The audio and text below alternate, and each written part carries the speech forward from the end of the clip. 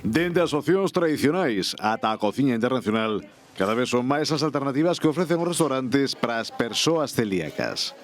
Segundo sinalan os profesionais do sector, trátase de garantir unha experiencia culinaria segura sen renunciar ao sabor nos seus pratos. Na nosa carta pode contar con todos os arroces, o 98% dos arroces podería comelos. Moitos dos platos que temos son adaptados a xente que non pode comer gluten.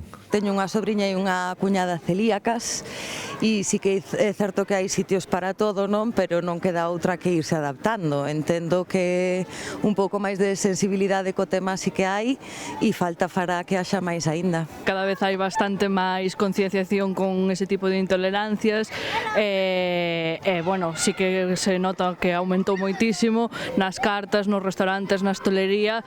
En Galicia hai máis de 3.000 persoas recoñecidas como celíacas.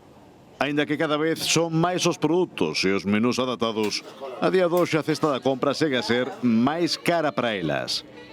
Dende o colectivo que agrupa os celíacos no ámbito galego, que adoitan celebrar as súas xuntanzas en restaurantes en glute, estiman que pagan ata 1.400 euros máis cada ano.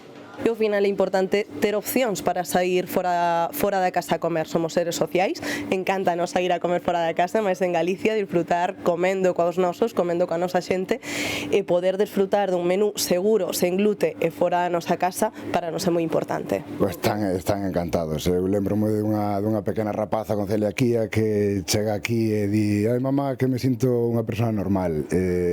Como eso hai exemplos todos os días. Nos publicamos en certa medida que somos un restaurante 100% sen gluten, pero tampouco queremos darlle moito bombo para que a